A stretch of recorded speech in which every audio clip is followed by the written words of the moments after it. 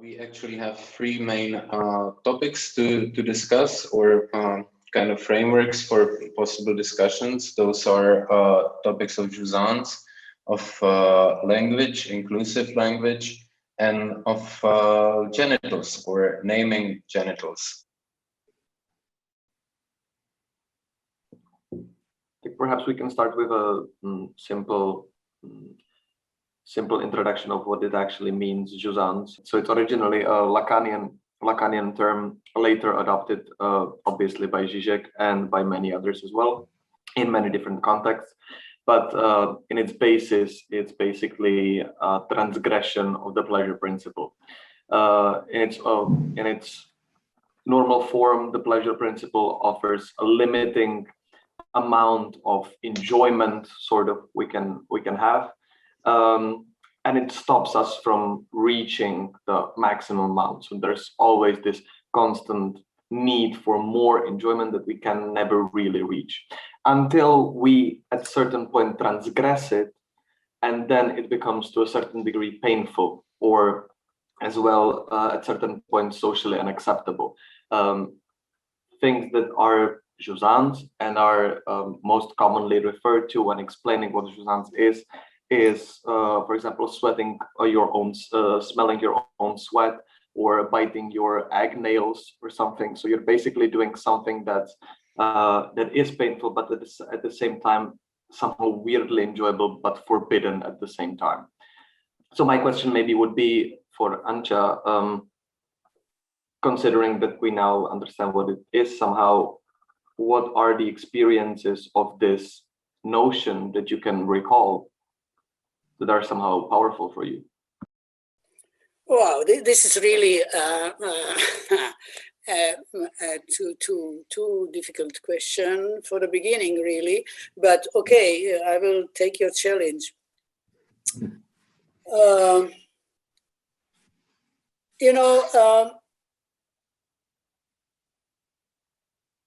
I never really worked with this term in my life.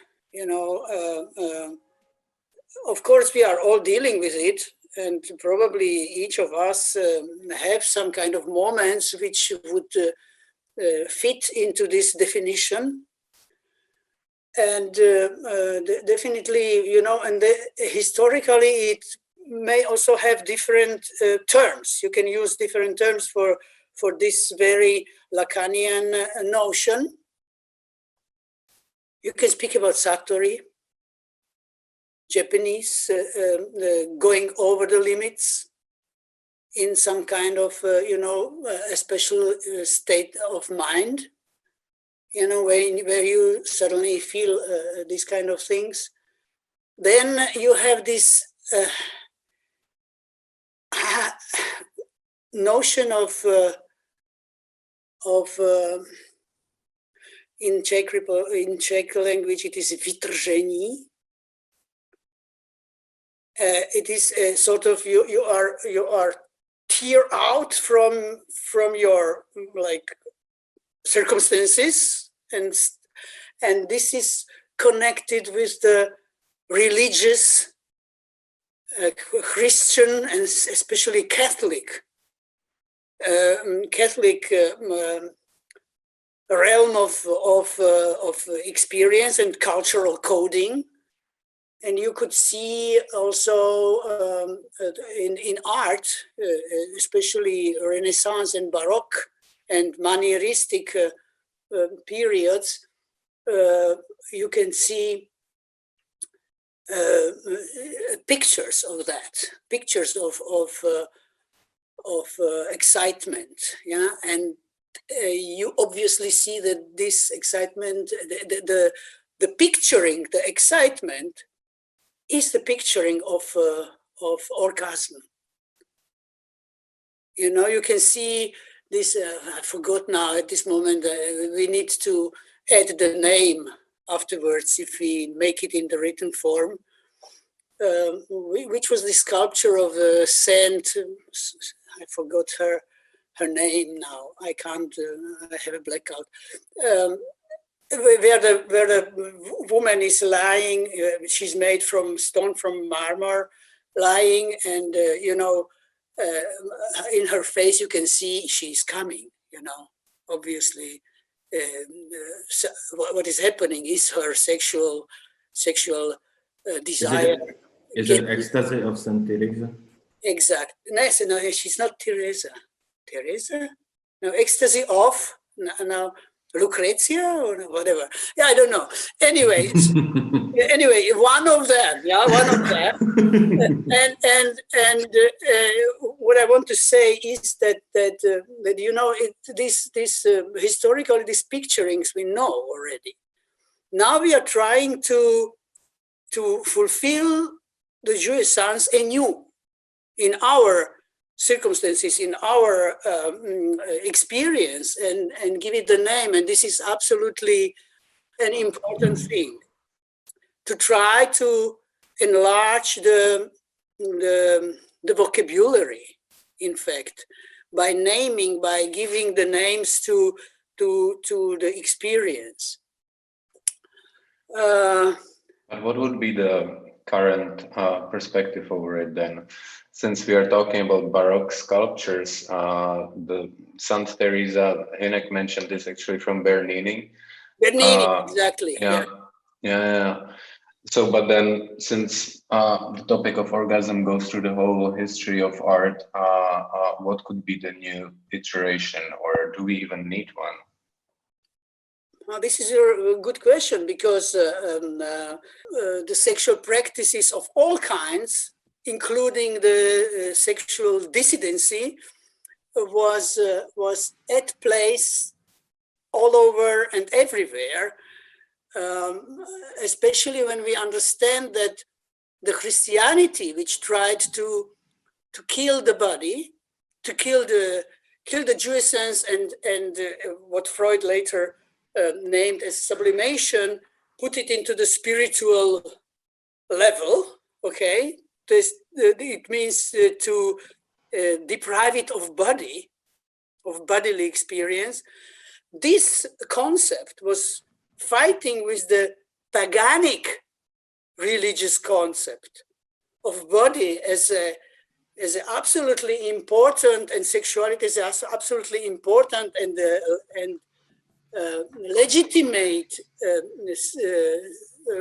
place of all the philosophical questions, So the sexuality in so-called, now we call it bisexuality in antiquity, was a polysexuality, of course, and when you understand the goddesses and all these divine personalities as having sex, for instance, and having bodies, etc., etc.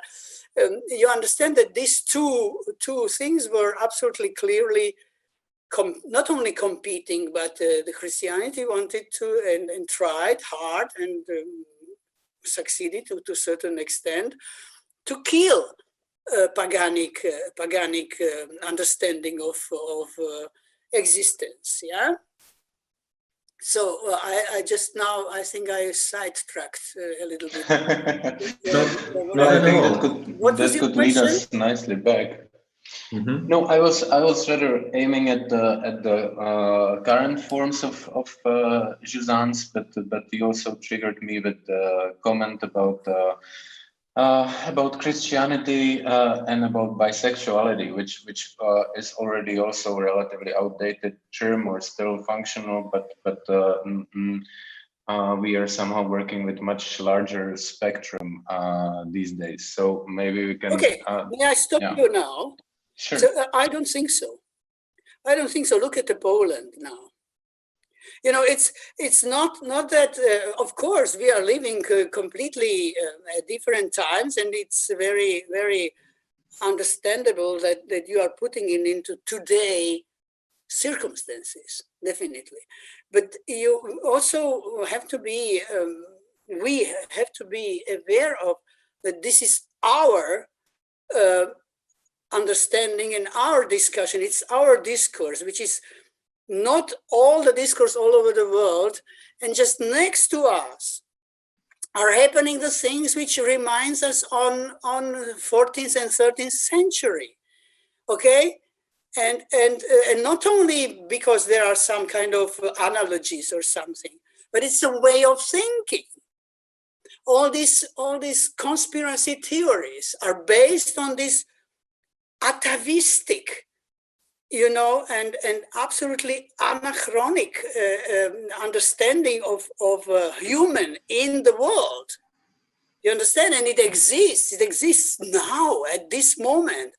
And it's only that we are privileged, we artists, we intelligence, we urban people, we creative class. You know, we are privileged to think that this is the world. Well, it's not. It's not. We are living in islands, you know. Mm-hmm. Okay, but we can speak about our island. Let's speak about our island, and let's speak about our Jewessans. Now I give the word back to you, okay?